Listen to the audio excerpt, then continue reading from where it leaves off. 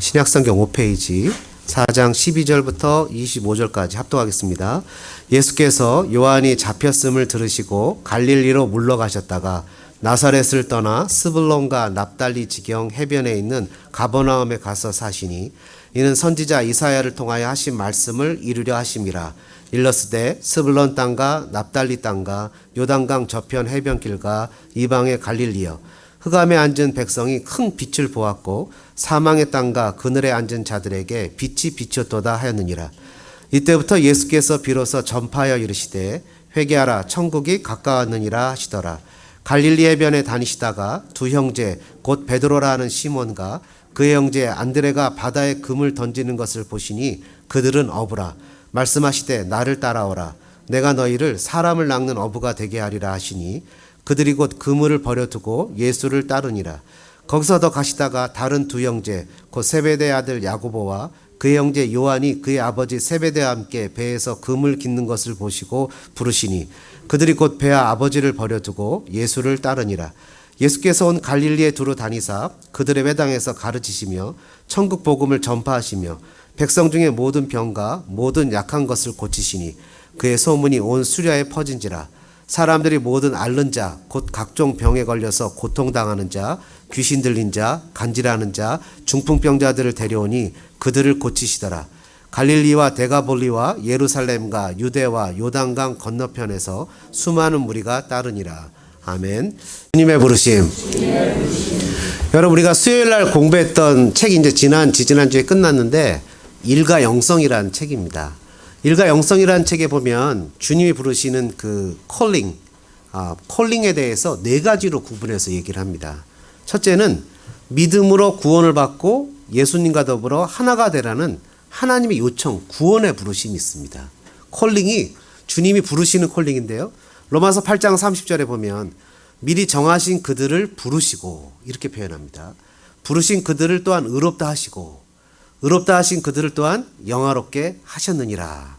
And those predestined, he also called. Those he called, he also justified. Those he justified, he also glorified. 부르신 그분들을, 그들을 하나님이 정하신, 미리 예정하신, predestined, 미리 정하신 그들을 하나님이 called, 불렀다. 이래요. 구원을 위해서 불렀다라는 사람, 이런 부름이 있고요.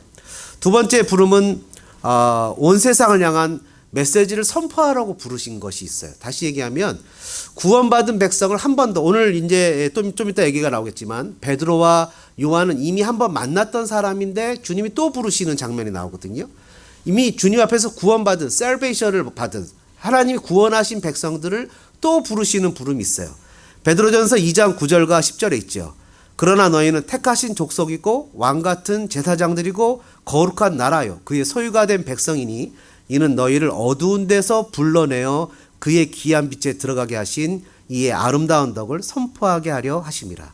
But you are chosen people, a royal priesthood, a holy nation, a people belonging to God, that you may declare the praises of him who called you out of darkness into his wonderful light.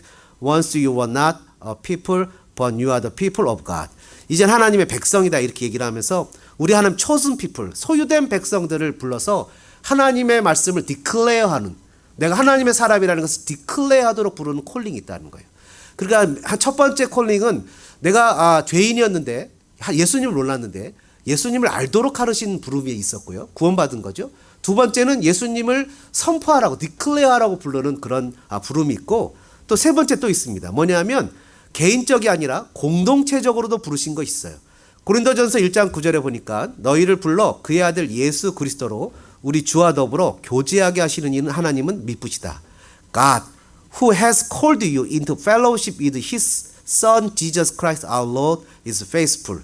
공동체 가운데로 부르신 부름이다. 이거는 우리는 에클레시아라는 말로도 표현하죠. 교회는 불러낸 사람들의 모임이에요. 이런 부르심이 있다. 마지막 네 번째로는요.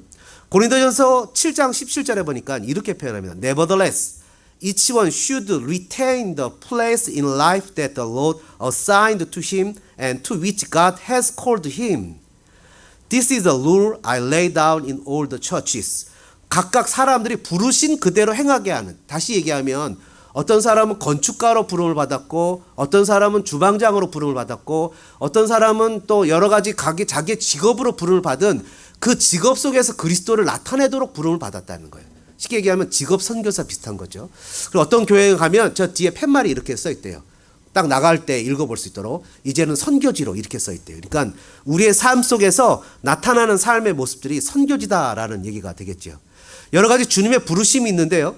오늘 본문을 통해서 우리에게 이 부르심의 의미가 무엇인지를 세 가지로 생각해 보려고 합니다. 첫 번째 주님의 부르심은요. 한번 따라해 보실까요? 어둠과 죽음의 사람들에게 빛과 생명으로 부르셨습니다. 여러분 12절부터 17절까지의 내용에 보니까 예수님이 요한이 잡혔음을 들으시고 갈릴리로 가십니다. 유대 땅 변방 쪽에 있는 요단강에서 활동하시다가 갈릴리로 가셨다는 것은 유대는 메인스트림이에요. 그러니까 중요한 도시예요. 그리고 갈릴리는 약간 소외된, 물론 번화된 곳이긴 하지만 그 당시 종교적으로는 소외된 것이었는데 그쪽에 가셔갖고 그쪽에서 이제 예수님이 스불론과 납달리 지경 해변에 있는 가버나움에 가십니다. 13절에 보니까 여기서 예수님이 이 선교 센터를 만드시는 거죠. 아마 여기가 베드로의 집이었던 것 같아요. 여기서부터 이제 복음 전하는 것을 시작하시는데 뭐라고 표현하냐면 성경은 이렇게 표현합니다. 16절에 흑암에 앉은 백성이 큰 빛을 보았고 이렇게 써 있어요. 그리고 또 뭐라고 기록하느냐면 사망의 땅과 그늘에 앉은 자들에게 빛이 비추었다. 예수님이 가시는 곳, 예수님 말씀이 선포되는 것을 향해서 흑암에 앉아있는 사람들, 그리고 사망에 앉아있는 사람들, The people living in darkness, living in the land of the shadow of death, 죽음의 땅, 소망도 없고 희망도 없고 하나님과 원수되어서 자기들에게 어떤 새로운 것을 할 수 있는 힘과 기회조차도 없는 그런 절망의 땅. 죄 가운데 태어나 죄 가운데 살다가 자신이 죄 가운데 죽는다는 사실조차 모르는 바로 그런 땅. The people living in the darkness. 하나님과 원수되었던 땅. 소망이 없는 땅. 무질서와 반역과 아픔과 고통의 땅. 원래 하나님은 세상을 아름답고 선하고 행복하게 만드셨죠. 그리고 빛으로 만드셨고 세상에 사는 사람들은 하나님을 드러내기 위해서 빛으로 살아가는 사람인데 그래서 예수님 우리에게 세상의 빛과 소금이라고 얘기하시지 않았습니까? 그런데 인간의 반역으로 죄가 들어오고 그 죄의 결과는 죽음이고 아픔이고 상처와 가난과 고통이지요. 죄인들에게 나타난 삶의 고통, 아픔, 죄인들에게 나타난 가장 큰 특징이 무엇이냐? 하나님을 모르는, 하나님을 거부하는 사람들의 가장 큰 특징이 뭐냐? 로마서에 보니까 어떤 사람이냐면 1장 28절에 그들의 마음에 하나님을 두기 싫어하는 사람이다 이렇게 표현합니다. 죄인의 땅, 어둠의 땅, 하나님을 거절하는 땅, 그냥 그 하나님을 두기 싫어함에 그들을 상실한 마음대로 내버려 뒀다 이렇게 표현합니다. 하나님 앞에서 버림을 당한 것, 상실한 마음, 타락한 마음, depraved mind. 로마서는 이런 마음들 어떤 마음이냐고 표현하냐면요. 1장 29절에 보면 이렇게 표현합니다. wickedness, 사악이죠. 이 마음에는 wickedness, evil, 악이죠. greed, 욕심, depravity, 타락, full of envy, 시기, murder, strife, 싸움, deceit, 사기, malice, 악의, 가십, 수근수근하는 그런 것들. 이런 모든 것들이 하나님이 없다고 여기는 사람들의 살아가는 삶의 형태라는 거예요. 수군대고 욕하고 악한 마음을 품고 복수의 마음을 갖고 무엇인가 미워하고 시기하고 이런 마음들이 온통 가득 찬 마음들이 하나님을 떠난 사람들에게 나타나는 마음이라는 거예요. 마치 그 따뜻한 불가에서 떠나서 추운 곳에 있으면 너무 막 추운 것처럼 하나님, 선이신 하나님을 떠나면 삶 속에서 선이 아닌 악의 모습이 드러나게 되는 거죠. 어둠에 앉아있는, 소망이 없는, 죄로 인해 죽는지도 모르고 그냥 오늘 하루 죽는지도 모르고 살아가는 그런 삶의 모습들이죠. 그래도 로마서에서는 이런 사람들의 특징을 뭐라고 표현하냐면 부모를 거역하고 자비가 없고 no mercy. 이런 사람들은 하나님께서 사형에 처한다는 것을 결정하시는 것을 아는데도 불구하고 하나님을 리젝할 뿐만 아니라 하나님을 대적하는 사람들을 부추겨서 더욱 그런 사람들을 옳다고 여기는 사람들 향해서 흑암이다, 다크니스다, 어둠에 있다라고 표현합니다. 오늘 본문에는 이런 사람들을 어떻게 표현합니까? 24절에 보니까 이런 사람들은 이런 모습이라는 거예요. 각종 병에 걸려 고통당하는 자, various disease, those suffering severe pain, 귀신 들린 자, demon possessed, 간질하는 자, 중풍병자, paralyzed, 소망이 없고 미래가 없고 혼자 자기 짐을 지고 하기에 너무나 힘겨운 사람들이에요. 어저께 누가 만났는데 그런 얘기를 하는 거예요. 목사님, 저는 평생 한 번도 친구를 만나본 적이 없다는 거예요. 여러분들에게는 친구가 있습니까? 여러분들에게 진짜 여러분의 마음을 나눠주고 마음의 속을 터놓고 얘기할 수 있는 그런 친구들이 있나요? 그분이 저한테 그러는 거예요. 자기는 이 연세가 60대 중반 되신 분인데 자기는 친구가 없대요. 그래서 어느 리타이어하신 LA 유명하신 목사님한테 여쭤봤대요. 목사님 친구가 있습니까? 아주 유명하신 분이에요. 여기 그 가까운 여기 뭐 월드미션 같은 데 학장도 총장도 하시고 뭐 이런 분인데 그분도 친구가 없는 거예요. 외롭다는 거예요. 인생의 삶이 외로운 거예요. 자기 삶에 친구가 없는 거예요. 마음을 터놓고 얘기하거나 자기의 어려움을 얘기할 수 있는 그런 삶의 모습이 없는 거예요. 다 외로운 거죠. 이런 곳을 향해서 오늘 주님은 뭐라고 표현하시냐면 어둠의 땅이다, 흑암의 땅이다, 그늘 죽음의 땅이다 이렇게 표현하시는 거예요. 삶의 진정한 위로와 격려가 없는 사람들, 주님이 이런 사람들을 부르셨다는 거예요. 주님이 이런 사람들을 콜링했다는 거예요. 그래서 주님은 이런 사람들을 부르셨을 때 반드시 이 사람들이 자기의 삶에 시리어스하게 주님의 말씀하신 것에 리스판스해야 되는 것이 있는데 그게 뭐죠? 17절에 보니까 뭐냐면 회개하라, 천국이 가깝다. 회개해야 된다는 거예요. 자기가 주님을 몰랐던 회개라는 것이 이 자기가 그냥 살았던 삶의 방식대로 살던 것을 돌이켜 주님의 부르심에 반응해서 주님을 주님으로 모시고 살아가는 것이 회개죠. 회개라는 것은 그릇된 것으로 아는 모든 생각, 말, 행위, 습관에서 단호하게 돌아서는 것을 의미하죠. 자책감을 심하게 느끼거나 하나님께 사과하는 것만으로 부족한 거예요. 근본적으로 회개는 감정의 문제도 말의 문제도 아니고 회개는 죄에 대한 마음과 태도의 내적 변화, 태도로 변화하는 것을 얘기하는 거죠. 이거를 영어로 옮기면 이렇게 됩니다. Repentance means that is all thought, words, it means to turn around. It's not enough just to feel sorry for God or apologize to God. Basically, repentance is neither a matter of emotion nor a problem of speech. Repentance is an internal change of heart and attitude towards sin, and consequently also the change of action. 죄에 대해서 미워하고 자신의 마음을 돌이켜 하나님을 적극적으로 따르기로 한 태도의 변화를 회개다 이렇게 표현하는 거예요. 여러분 자녀들이 부모님에게 얘들아 이렇게 하면 안 돼 라고 얘기했을 때 엄마 잘못했어요 라고 얘기를 하면 이제는 자기가 잘못했다는 것을 어둠이 타고 이제는 그런 액션을 취하지 않는 그것이 진정한 회개라는 거예요. 그래서 회개는 하나님 앞에 하나님 sorry 미안해요 하나님 잘못했어요 라고 해서 끝나는 것이 아니라 다시는 그런 일을 저지르지 않도록 하나님이 싫어하는 sin, 그 죄에 대해서 자기가 against하고 toward 하나님을 향한 마음을 갖는 것이라는 거예요. 여러분 시편 33편 12절에 이런 말씀이 기록되어 있습니다. Blessed is the nation whose God is the Lord, the people he chose for his inheritance. 여호와를 자기 하나님으로 삼은 나라 곧 하나님의 기업으로 선택된 백성은 복이 있다.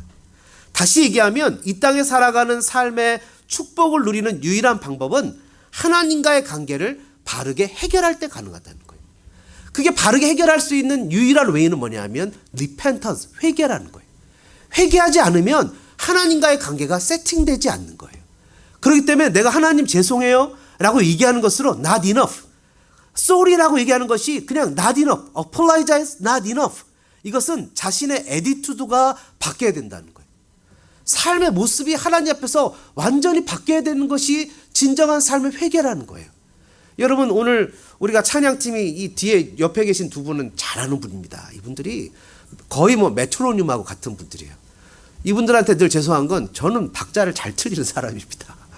제가 옛날에도 아버지 학교 찬양팀을 할 때도 늘 옆에 전문가들이 저한테 컴플레인 하는 게 이 얘기예요. 박자를 좀 지키면 좋겠다는 거예요. 그래서 저한테 하는 얘기가 어떻게 기타를 치는데도 박자가 틀리냐는 거예요. 기타를 치는데도 박자가 틀리는 거예요. 심지어. 그래서 제가 늘 하는 얘기가 있습니다. 에어컨이 엄청 추운 것 같아요. 그죠? 늘 하는 얘기가 뭐냐 하면 그런 얘기를 합니다. 찬양팀의 지휘봉은 리더의 목소리입니다. 리더가 박자를 틀리면 그게 정박입니다. 무슨 말인지 언더스탠드 되십니까? 이게 두 박자로 치고 나가는 게 아니라 리더가 세 박자 하면 세 박자가 되는 겁니다. 그게 오비던 순종이라고 부르는 겁니다. 그게 바로 내 액션을 고치고 하나님 앞에 따라가는 겁니다. 어저께 16비트를 에나벨이 가르쳐줬어요. 이걸 했더니 우리 학생 중에 하나가 그거 왜 배워야 돼요? 이거 안 배우면 라오스 안 되는 거 unfair해요. 그러더라고요. 왜 이거 하러 가는 건데? 너 코끼리 타러 가요. unfair. 누가 했는지 얘기하지 않겠습니다. 여러분, 삶의 애티튜드가 바뀌는 게 회개예요. 바뀌지 않으면 그건 회개가 아니에요.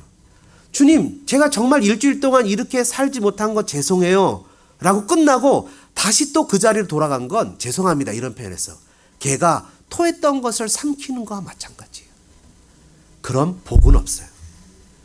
하나님께 대한 죄의 태도, 미워하고 또 옆에 있는 사람을 약 올리고 말을 듣지 않고 거짓말하고 또 게으름을 피우고 핑계를 대고 부모에게 불순종하고 뭔가 끊임없이 이유를 대고 그냥 무엇인가를 하지 않으려고 내 스스로가 방어하고 그냥 엄마나 아빠가 얘기하는 것을 수없이 얘기를 해야 겨우 한번 들을똥 말똥하는 모든 것들에 대해서 회개해야 됩니다.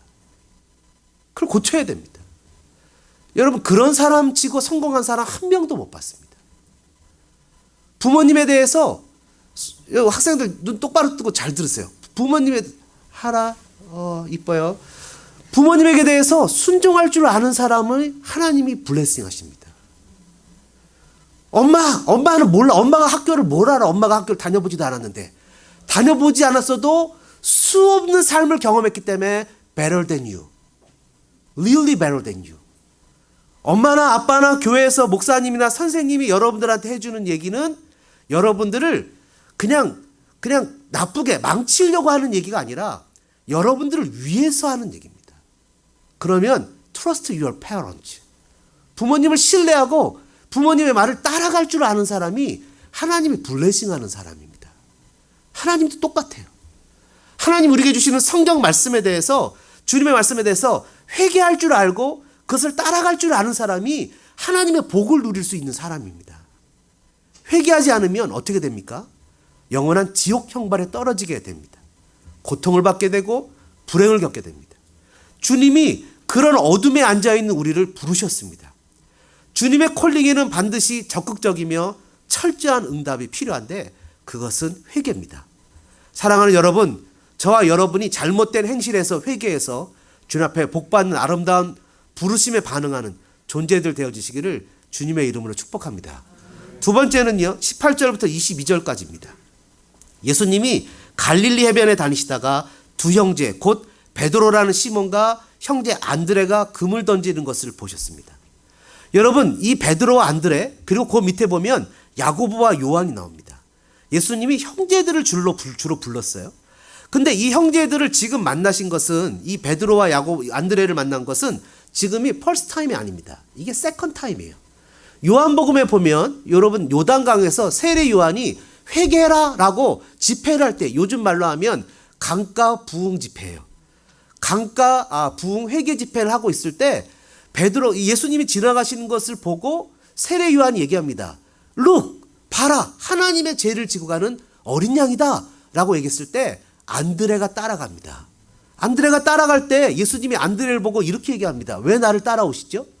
그랬더니 안드레가 선생님은 어디 묵으시는지 궁금해서요 라고 얘기하고 예수님에게 은혜를 받고는 자기의 브라더 피터 베드로를 데리고 가면서 이렇게 얘기합니다. 내가 메시아를 만났다. 베드로를 보시고 예수님이 너를 더 이상 시몬 갈대라고 부르지 않고 게바 반석이라 부르겠다고 얘기를 하십니다. 그 장면이 요한복음에 나와요. 그런 다음에 주님이 여러 사람을 만난 다음에 같이 어디로 가시죠? 가나 혼인잔치에 가서 물을 포도주로 바꾸는 기적을 체험하게 하시고 그 다음에 베드로의 집에 가셔서 이제부터 본격적으로 선교하는 미션 센터를 세우고 복음을 전하기 시작하시는 거예요. 근데 그때 오늘 본문의 장면처럼 베드로와 시몬, 야고보와 요한은 어떻게 해야 돼요? 자기가 살아야 되니까 물고기 잡으러 가는 겁니다. 물고기 잡으러 갔을 때 주님이 그들을 찾아가시는 장면이 나오는데 이 장면은 누가복음에 나와요. 누가복음에 가면 주님이 이 배에 가서 이 사람들 배에 가서 밤이 맞도록 그물을 내려서 물고기를 잡았지만 한 마리도 잡지 못했는데 거기서 주님이 사람들을 모아놓고 복음을 전하십니다. 그리고는 베드로에게 이렇게 얘기를 하세요. 그물을 깊은 데로 가서 그물을 내려 거기서 물고기를 잡으라는 거예요. 여러분, 그 깊은 데 가서 그물을 내서 물고기를 잡으라 그랬는데 베드로가 뭐라 그러냐면, 주님, 우리가 밤이 맞도록 밤새도록 그물을 내렸지만 한 마리도 잡지 못했지만 내가 주님 방금 말씀하신 것을 의지해서 트러스트해서 내가 그물을 내리겠습니다 하고 그물을 내려요. 그랬더니 어떻게 되죠? 물고기가 너무 많이 잡혀갖고 그물이 찢어지는 거예요. 막 그래갖고 급히 옆에서 동업자인 그 야고보와 요한을 손짓했어요. 동업자로 나와요, 누가복음에 보면. 그래갖고 두 배에다가 물고기를 가득 채웠는데 배가 가라앉기 시작하는 거예요. 그러니까 베드로가 깜짝 놀라서 뛰쳐나와가지고는 주님 발 앞에 엎드립니다. 그리고는 뭐라고 표현하냐면, 주님, 나는 죄인이에요. 나를 떠나세요. 왜냐하면 이것을 여러분 밤새도록, 이 전문가가 엑스퍼트인데 밤새도록 피싱 낚시질을 하고 물고기를 잡았는데 한 마리를 잡지 못했지만 이 목수 출신이신 예수님이 그물을 던지라고 그랬더니 물고기들이 자기들이 그냥 예수님의 명령에서 그물 안으로 모여드는 거예요. 내가 원했던 것이 그냥 뭐 미끼를 놓지도 않았는데 이 물고기들이 정신없이 막 모여드는 거예요. 근데 그것이 배가 가라앉을 정도로 모여드는 거예요. 세상에 물고기를 명령하고 조종할 수 있는 사람이 누구겠습니까? 그건 크리에이터, 갓밖에 없는 하나님밖에 없는 거예요. 그러니까 베드로는 깨달은 거죠. 하나님밖에 없군요. 라고 하나님이시군요. 깨닫고는 무릎을 꿇고는 자기의 죄를 깨달았어요. 나는 죄인입니다. 나를 떠나세요. 여러분, 주님이 베드로를 부르신 것은 이렇게 얘기하는 거죠. 너는 더 이상 파타임으로 나를 섬기는 것이 아니라 풀타임으로 섬겨라. 집회에 오거나 교회에 와서만 내가 예배하고 찬양하고 섬기는 것이 아니라 가정에서도 직장에서도 학교에서도 많은 사람들 앞에서 그냥 정말 하나님 앞에서 풀타임으로 섬기는 사람이 되라. 내가 무엇인가 잡을 맡아야만 섬기는 것이 아니라 그냥 일상의 삶의 현장에 하나님의 자녀로 살아가라는 그런 부르심, 콜링이죠. 이 부르심을 어떤 분이 이렇게 표현했더라고요. 보니까 urgency and radicality, 긴급성과 급진성의 부르심이라는 거예요. 이것은 don't hesitate, 이것은 주저할 틈이 없는 urgency, 긴급성이라는 거예요. radicality, 그럼 바로 리스판스 해야 되는 그런 바로 긴박한 부르심이라는 거예요. 그렇죠. 왜냐하면 여기 본문에 보니까 배와 아버지를 버려두고 그물을 버려두고 주님을 따랐다는 거예요. 주님의 부르심은 우리의 삶의 현장 가운데 파타임으로 주일날 교회에 와서만 섬기는 것이 아니라 학교에서도 직장에서도 살아가는 삶의 모든 것에서도 하나님을 섬겨야 한다는 거예요. 여러분, 오늘 본문을 보면 신기한 얘기를 보여주는데 뭐냐 하면, 여러분이 생각하기에 주님이 우리를 콜링했을 때 세상에서 할 일이 없어요. 세상에서 내가 할 일이 하나도 없어요. 왜냐하면 사업에도 실패했어요. 뱅크럽했어요. 돈도 없어요. 이럴 때 부를 때 리스판스가 쉽겠습니까? 아니면 돈도 잘 벌리고 사업도 잘 되고 공부도 잘 되고 친구들한테 인기도 있고 막 재밌는 것이 있을 때 나를 불렀을 때 반응하는 게 쉽겠습니까? 당연히 내가 세상에서 실패했을 때 부르는 게 훨씬 더 쉽죠. 내가 무엇인가 성공했을 때 내가 주님의 리스판스, 재밌는 펀한 게임이 있거나 즐거운 일이 있거나 뭐 소풍 가고 싶거나 막 재밌게 노는 일이 있을 때 주님이 부르시면 따라가기가 쉽지 않죠. 근데 베드로, 요한, 야고보, 안드레는 지금 배가 터지도록 물고기를 잡았어요. 이걸 팔면 1년은 아니 2년은 먹고 살런지도 몰라요. 그리고 주님 앞에, 주님 이거 좋은데요? 이런 능력만 주세요라고 얘기하는 것이 더 필요할지도 몰라요. 주님, 제가 이것으로 팔아서 돈을 벌어서 11조도 하고 교회도 섬기고 이렇게 하면 어떻겠어요? 라고 주님과 딜을 하고 싶을런지도 몰라요. 근데 주님은 그런 것을 원하신 게 아니에요. 주님은 베드로, 안드레, 요한, 야고보 그들 자체를 원하신 거예요. 그들이 주님의 자녀로서 공부하고 그들이 주님의 자녀로서 일을 하고 그들이 주님의 자녀로서 살아가는 그들 자체를 주님이 원하신 거예요. 주님이 물질이 없어서, 주님이 가진 것이 없어서, 주님이 누릴 만한 것이 없어서, 여러분 우리에게 주님 저에게 좋은 잡을 주면 그 잡으로 주님 돈 벌어서 주님 섬길게요 라고 얘기하면, 주님이 돈이 없어서, 주님이 가진 것이 없어서 잡을 줘서 그 잡을 통해서 하나님을 섬기라고 하시겠습니까? 주님, 제가 공부 오래히 받으면 오래히 받은 걸로 하나님 앞에 영광 돌릴게. 하나님이 지혜가 부족해서 우리의 오래히로 하나님을 섬기도록 하시겠습니까? 제가 어저께 경험을 해보니까 돈이 없으면 앞에 나가서 바자야 하면 되겠다 이런 생각이 들어갔더라고요. 맨날 팔면 막 600불이 들어오면 얼마나 많이 들어오는 거예요. 그죠? 그리고 에나벨이 어디서 도네이션까지 받아갖고 와서 700불이 넘잖아요. 따지고 보면. 그러니까 이 부모님들이 여지껏 티 팔고 뭐 티 팔고 티셔츠 팔고 티 팔고 티셔츠 팔고 해가지고서 뭐 1000불을 넘게 벌었더라고요. 보니까. 몇 번만 더 하면 다 공짜로 가도 되겠어요. 에브리데이 하자고 그래요. 에브리데이. 그죠? 조짜서. 대신 나보고 설치하고 치우라고 하지 마세요. 힘들어 죽는 줄 알았어요. 이 하나님 앞에. 하나님 우리에게 그런 것을 원하셔서 우리를 불렀겠습니까? 여러분, 여러분의 자녀가, 자녀들이 엄마한테, 부모님한테 그냥 뭔가, 엄마나 부모가 자녀들에게 뭔가 해주기 위해서, 자녀들에게 뭐한테 보상을 받기 위해서 부모님들이 고생하고 아이들을 키우려고 애를 씁니까? 그냥 그 자체가 좀 행복하게 잘 살라고. 나처럼 이렇게 어려운 길 가지 말고 정말 제대로 된 길 한번 걸어가 보라고. 그냥 고생하면서 하루 그냥 시간도 내지 못해서 정말 쩔쩔매고 직장에 매이고 삶에 매여서 살아가는 나처럼 살지 말고 뭔가 좀 사람답게 그리스도 하나님도 잘 섬기고 교회도 섬기고 이웃도 섬기고 미국에서 멋지게 한번 살아보라고. 지금 격려하고 라오스도 보내려고 그러고 멕시코도 내려가고 프레즈노도 가라 그러고 공부도 하라 그러고 뭐 그렇게 하는 거 아닙니까? 주님이 우리에게 무엇인가를 필요해서 우리를 부르신 것이 아니라 주님은 우리의 삶 자체에서 주님과 함께 동행하는 우리가 되기 원하기를 원해서 주님이 우리를 부르셨다는 거죠. 근데 착각하고 생각하기에는 내가 주님 앞에서 뭘 좀 배워야 되겠어. 뭘 좀 실력을 키워야 되겠어. 무슨 실력을 키워야 될까요? 주님을 알아가는 걸 키워야 되죠.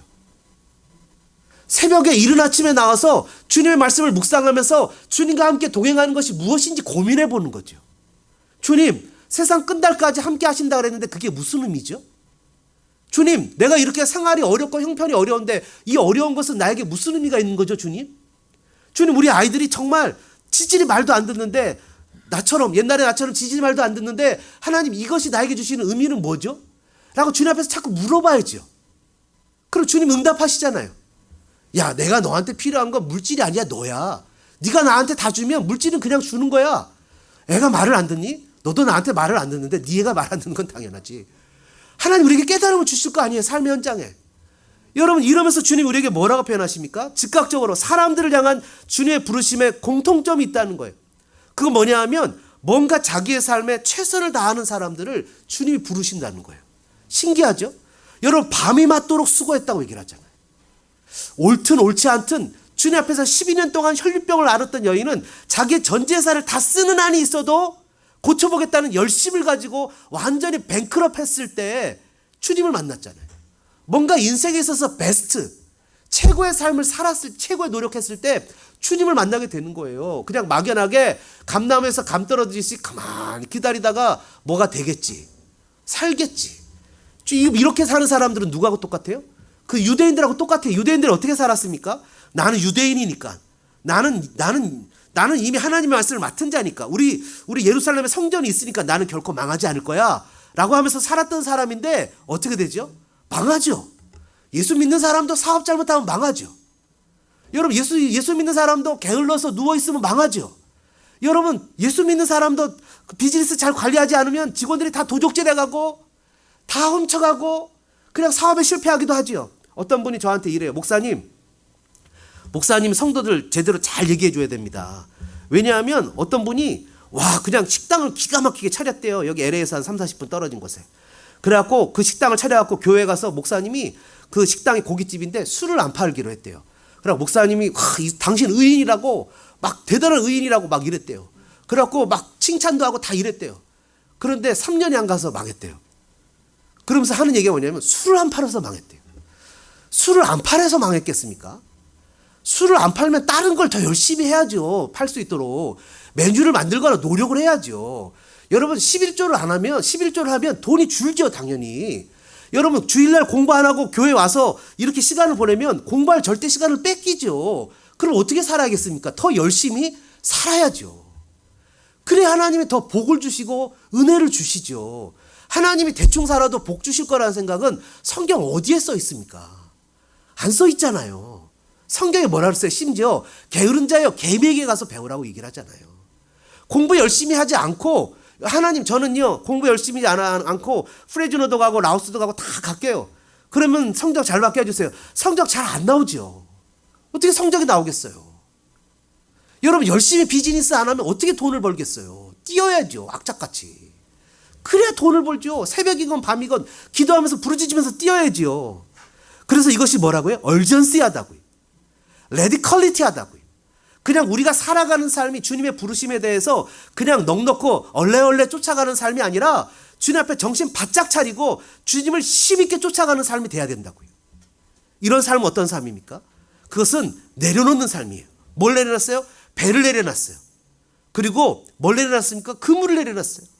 그리고 부모를 내려놨어요. 21절에 보니까 그 세베대 아들 야고보와 형제 요한이 아버지 세베대와 함께 배에서 금을 기는 것을 보고 부르시니까 22절에 배와 아버지를 버려두고, 그리고 20절에 뭐예요? 그물을 버려두고 예수를 따랐대요. 여러분, 모든 삶의 우선순위를, 플라이어리티를 주님 앞에 두는 거죠. 주님 앞에 두는 거예요. 배를 버리고 부모를 버리고 생계수단을 버리고 다 버리고 주님을 따른다는 것은 무슨 의미입니까? 그럼 우리도 생계수단을 다 버리고 주님을 따라야 된다는 겁니까? 그게 아니죠. 뭐죠? 바로 우리의 삶의 최우선 순위를 주님께 두라는 거예요. 하나님께서 우리에게 주신 최고의 명령은 하나님을 사랑하고 이웃을 사랑하는 거잖아요. 근데 부모를 버리라는 게 말이 됩니까? 아니잖아요. 근데 아브라함한테도 이런 얘기 하셨죠. 본토 친척 아비집을 떠나라. 내가 너에게 복을 주어 모든 민족의 복의 통로가 되게 하겠다. 떠났는데 복의 통로가 되잖아요. 심정적으로 부모를 의지하는 마음에서 떠나야죠. 심정적으로 먹고 사는 것이 세상 사람들이 나에게 먹고 살게 한다는 마음에서 떠나야지요. 왜 세상 사람이 나에게 오다 주거나 나를 하야하는 사람들한테 쩔쩔쩔쩔 매서 주님보다 그 사람들을 더 높이 여기면서 따르며 삶을 살아갑니까? 그러면요, 복을 받지 못하죠. 예수님을 믿고 순종하고 그 부르심에 따라서 반응하고 믿음으로 최고의 우선순위에 주님을 두고 따라가게 될 때, 그때 주님이 우리에게 복도 주시고 은혜도 주시고 또 주님의 능력도 나타나게 되는 거 아니겠습니까? 여러분, 이 베드로, 요한, 야고보, 안드레는 주님의 부르심에 즉각적으로 반응하고 순종하고 따랐다고요. 저와 여러분이 이런 삶을 살아가는 그런 복된 사람들 되어주시기를 주님의 이름으로 축복합니다. 여러분, 우리가 이런 모습이 돼야 돼요. 제가 이 하나님 앞에서 경험하고 생활해보지만 그냥 뭔가 이렇게 이거 집사님 이거 할까요? 근데 저 바빠요, 못해요. 얘들아 이거 할래? 이거 하자. 싫어요. 하기 싫어요. 이런 사람들 복 받는 거 한 번도 못 봤습니다.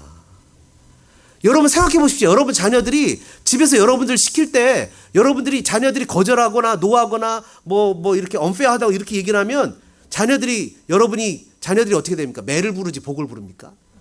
마찬가지 우리의 삶도 똑같아요. 하나님의 부르심에 반응할 수 있는 삶이 돼야 되죠. 마지막으로요. 23절과 25절에 보니까 이렇게 표현합니다. 예수님이 갈릴리를 다니시면서 백성 중에 모든 병과 모든 약한 것을 고쳤다 이렇게 표현합니다. 우리의 부르심은 한번 따라해 보실까요? 치유와 회복을 주시는 부르심입니다. 여러분, 예수님이 우리를 부르신 것은 치유와 회복을 주시는 부르심이라는 거예요. 그냥 우리가 힘들고 어렵게 안타깝게 살아가는 삶의 모양대로 쩔쩔쩔쩔 매고 살아가는 것이 아니라 주님이 우리를 부르신 부름은 우리를 고치시는 부르심이라는 거예요. 그럼 무엇이 필요할까요? 한번 따라해 보시죠. 믿음이 필요합니다. 믿음이 필요한 거예요. 믿음이. 여러분, 저는 여러분들에게 믿음이 충만한, 믿음이 센 그런 믿음의 용사가 되시기를 주님의 이름으로 축원합니다. 믿음은 심리적인 확신이 아니에요. 믿음은 마음속에서 그냥 내가 믿습니다 이러지만 막상 나가서는 세상을 믿고 따라가는 게 아니에요. 진짜 믿음은 주님을 신뢰하는 거예요. 세상과 주님 앞에 딱 섰을 때 단호하게 노하고 주님 앞에 나가는 게 믿음이에요. 우리 일상의 삶에서 실제 나에게 오다를 주거나 나의 생사 여탈권을 가진 사람들에 의해서 덜덜덜덜 떠는 것이 아니라 그 위에 계신 하나님을 신뢰하는 것이 진짜 믿음이에요. 그 믿음 가운데 주님을 바라보며 살고 주님 앞에서 그것을 신뢰를 가지고 살아가는 것이 바로 주님의 믿음이에요. 제가 선교부장님한테 그랬어요. 요번 우리 그 프레즈노 선교 때는 우리 어른들도 다 가라고 얘기하셔야 됩니다. 한 사람도 예외 없이 다 가라고 얘기하셔야 됩니다. 그랬더니 선교부장님이 아니 그게 힘들 텐데요. 휴가 잡기도 어렵고 또 뭐 이렇게 해서 아니요 집사님 일단 세게 해보십시오. 몇 명이라도 걸립니다. 몇 명이라도 건져요. 왜냐하면 마음을 굳게 먹고 난 가 하면 둘도 없이 갑니다. 무슨 일이 있어도. 근데 마음에 이미 안 가는 걸로 마음을 먹는 거예요. 하나님, 나는 죽어도 하나님이 나의 베스트예요 라고 마음을 먹으면 하나님이 나머지를 책임지신다고요. 여러분, 제가 한국에서 중고등부 아이들 데리고 수련회 가보면 제가 몇 번 얘기했잖아요. 그 부모가 예수님을 안 믿어요. 그래갖고 부모가 막 술 먹고 막 이래갖고 제가 전도사 때 걔 데리러 가면 심지어 막 때리기 맞기까지, 나는 맞지는 않았지만 우리 학생회장은 맞았어요. 우리 학생회장이 누구죠? 학생회장 데리고 신방 가면 막 때려요. 깃방망이 막 때려요. 그럼 중간에 말려요. 왜 때리시냐고. 그러면 막 그냥 우리 딸 안 보낸다고. 그럼 그 막 옆에서 울죠. 걔도. 얼마나 급박한 상황입니까? 근데 마음의 결심, 난 죽어도 가. 이렇게 마음을 먹는다고 애들이. 어떻게 될까요? 그럼 가요. 근데 아예 그냥 내 앞에 나타난 그런 산 같은 도저히 넘을 수 없는 그 술주정뱅의 아버지를 넘을 수 없다고 마음을 딱 포기하고 주저앉아 있으면 절대로 못 갑니다. 하나님이 역사를 하지 않으세요. 어떻게, 하나님, 나는 하늘이 두 쪽 나도 이건 하겠습니다. 하나님 앞에서 내가 믿음으로 이걸 하겠습니다 라고 하고 믿음으로 딱 날 때 주님의 병든 자도 고치시고 약한 자도 고치시고 주님의 놀라우신 능력이 나타나는 거예요. 여러분, 그 혈루병을 앓았던 여인이 그 옷자락에 손만 대면 나을 것 같은 믿음이 있었잖아요. 그냥 나을 것 같은 믿음이 있으니까 저것만 잡으면 낫는데, 저 옷에 손만 대면 낫는데 하니까 손을 댔을 때 주님이 고치시잖아요. 여러분, 우리가 세상 사람들 앞에 눈치 보면서 살아가는 사람들이어서는 안 되잖아요. 주님이 저와 여러분을 부르셨을 때 세상 사람들한테 눈치 보면서 질질 끌려가는 사람으로 우리를 부르시지는 않았을 거 아닙니까? 성경 우리에게 뭐라고 얘기를 합니까? 아들을 주셨는데, 아들까지 주셨는데 무엇을 주시지 않겠느냐. 예수님께서 십자가에서 죽으실 정도까지 하나님 우리를 사랑하셨는데 우리에게 무엇을 주시지 않겠어요? 여러분, 성경 마태복음 11장에 뭐라고 기록합니까? 수고하고 무거운 짐진 자들아 다 내게로 오라. 내가 너희를 쉬게 하리니. 주님 분명 우리에게 회복의 역사를 약속하셨잖아요. 쉼의 역사를 약속하셨잖아요. 그러면서 그 쉼과 회복을 반드시 누릴 수 있는 유일한 방법은 뭐냐면 주님의 멍에를 매는 거라고 얘기해 주셨잖아요. 주님의 멍에는 가볍고 쉽다고 얘기하셨잖아요. 사랑하는 소망장로교회 성도 여러분, 주님을 믿으시기를 주님의 이름으로 간절히 부탁합니다. 믿어야 됩니다.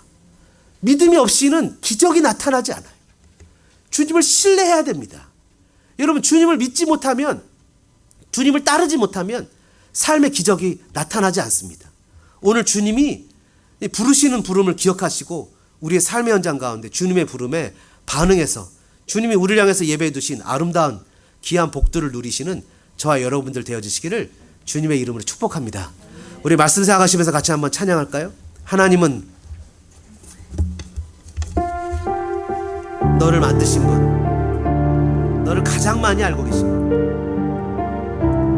하나님은 너를 만드신 분, 너를 가장 많이 이해하시는 분, 하나님은 너를 지키시는 분, 너를 절대 포기하지 않으며 너를 쉬지 않고 지켜보시고 주님의 생각 셀 수 없고 그의 잠이 무궁하고 그의 성실 날마다 새롭고 그의 사랑 끝이 없습니다. 말씀 생각하시면서 찬양합니다. 하나님이 너를 만드신 분, 너를 가장 많이 알고 계시며 하나님은 너를 만드신 분, 너를 가장 깊이 이해하신단다.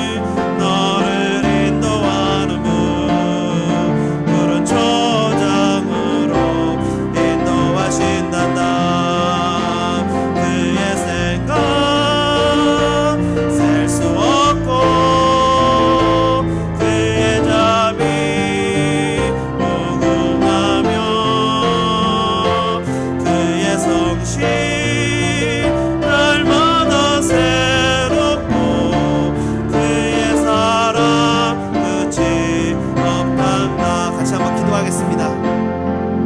여러분, 회개해야 됩니다. 회개는 sorry 그냥 잘못했다고만 얘기하는 것이 아닙니다.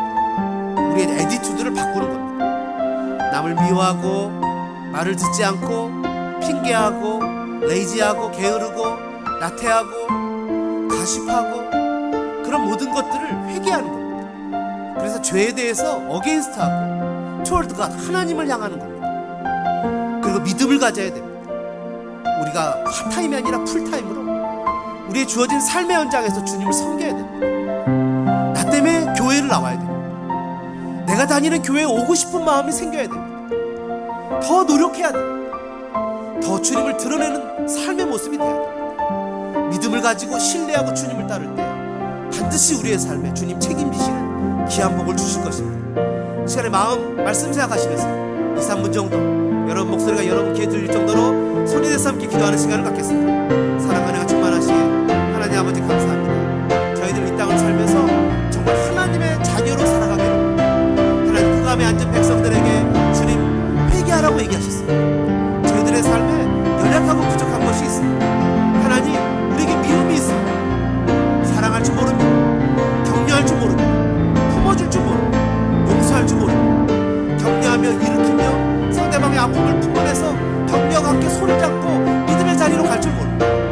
상대방에 대해서 마음의 상처를 주고 하나님 심쿵이 나쁜 말을 하고 또 하나님 아버지 약 올리고 아프게 하고 괴롭히고 그래서 하나님 아버지 마음속에서 하나님 기뻐하시지 않는 죄와 짝해서 살아가는 일들이 얼마나 많은지 모릅니다. 하나님 이 모든 것에 대해서 회개하기를 원합니다. 내려놓기를 원합니다. 정말 하나님에 대해서 핑계하고 주님 앞에서 하나님 아버지 주님의 잘못이라고 얘기하면서 나의 게으름과 나태함을 탓하지 않고 나의 하나님 부재함을 탓하지 않고 그냥 주님만을 온 마음에 살았던 것도 회개합니다. 주님 이 시간에 간절한 마음으로 기도합니다. 아버지 저희들 삶의 현장 가운데 주님을 드러내는 삶을 살아가기를 원합니다. 우리 학생들은 학교에서 정말 많은 친구들에게 본을 보이는 아름다운 하나님 모범의 삶을 살아가는 우리 자녀들이 되어지길 원합니다. 그래서 하나님 우리 학생들이 정말 삶의 현장 가운데 공부도 열심히 하고 또 학교에서도 열심히 살아가고 남들한테 친절하고 카인드니스하고 굿띵 좋은 일도 많이 하고 착하고 정직하고 그래서 많은 아이들이 우리 자녀들과 친구하고 싶어하고 우리 자녀들이 다니는 교회 오고 싶어하고 우리 자녀들이 맨날 하나님을 알고 싶어하고 우리 집사님들 또 하나님 우리 성도들 직장생활과 살아가는 삶의 모습 속에서 나 때문에 주님을 알고 나 때문에 주님을 바라보는 마음들이 생길 수 있는 그런 삶이 되어지도록 그래서 파타임으로 주일날만 와서 예배하고 주일날만 와서 주님 앞에 섬기는 사람이 아니라 삶의 현장은 직장에서 가정에서 그리스도인으로서 삶을 살아가는 믿음의 삶이 되어지길 원합니다. 주님 결단하게 하시고 주님 신앙으로 살아가게 도와주시고 또한 하나님 간절한 마음으로 기도하오니 아버지 하나님 저희들의 살아가는 삶의 형태 속에서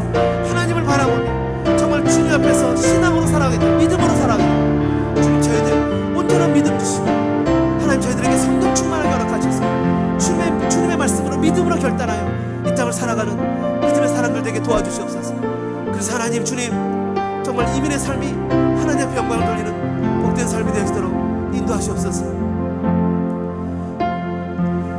거룩하신 하나님 저희들에게 연약함이 있습니다. 아픔도 있고 부족함이 있습니다.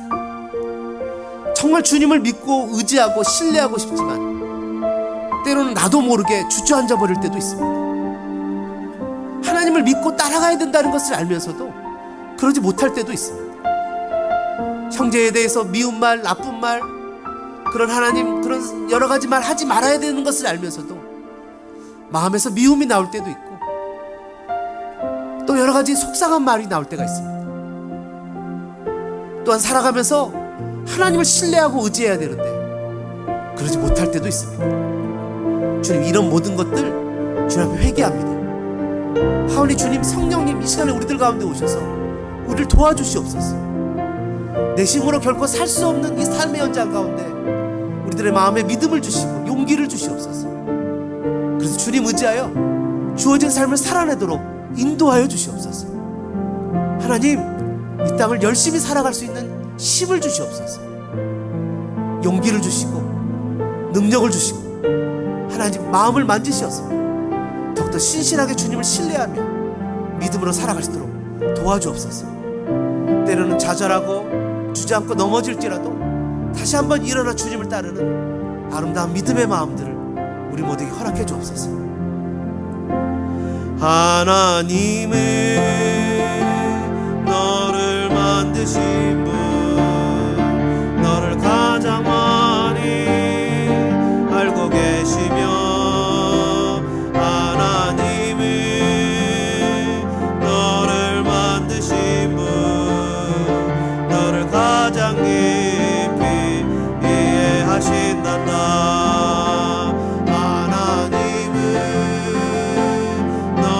지키시는 분, 너를 절대 포기하지 않으며, 하나님은 너를 지키시는 분, 너를 쉬지 않고 지켜보신단다. 그의 생각 셀 수 없고 그의 자비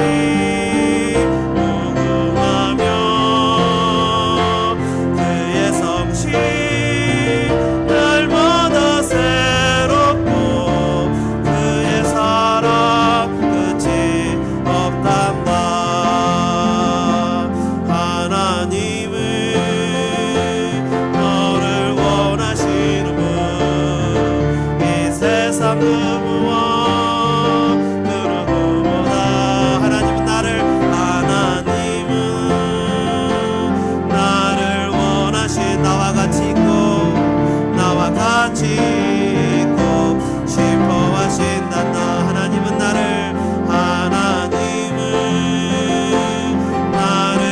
인도와 광야에서도 폭풍 중에도 하나님은 나를 인도하는 분, 푸른 초장으로 인도하신단다.